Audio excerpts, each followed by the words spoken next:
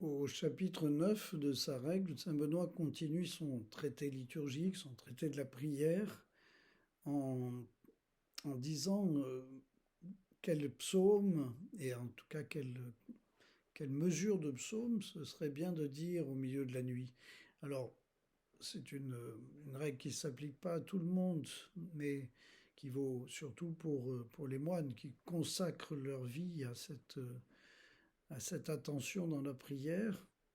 Cependant, il y a quelques marques qui méritent d'être soulignées et qui peuvent être inspirantes pour tous. D'abord, la prière s'ouvre par ce verset du psaume 50, Seigneur, ouvre mes lèvres et ma bouche annoncera ta louange.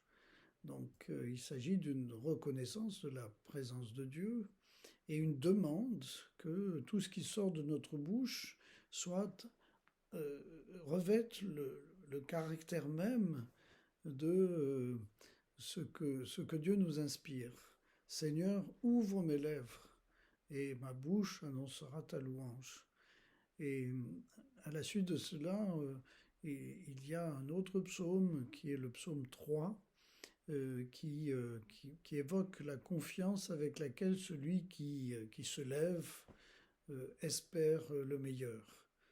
C'est un psaume où le psalmiste est confronté à toutes sortes d'adversités, mais il y a comme une volonté, en quelque sorte, de se situer devant Dieu et de pouvoir dépasser les aspérités dès le début de la prière, en quelque sorte. Euh, un des versets du psaume dit j'ai dormi, je me suis couché, j'ai dormi et je me lève avec espérance.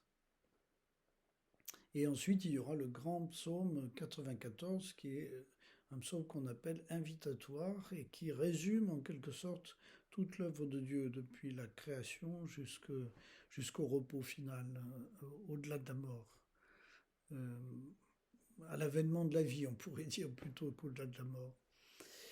Et donc ensuite, il s'agit de durer dans une psalmodie qui se déploie en un certain nombre de psaumes et qui varient selon les capacités de chacun, bien sûr, mais pour laquelle on se donne quelques règles. Et il est important de durer ainsi dans la nuit avec espérance et désir du jour qui se lève et avec l'attention à écouter un certain nombre de lectures bibliques ou de commentaires qui font autorité et qui nous aident à garder cette actualité de la présence de celui qui vient et qui vient nous inspirer.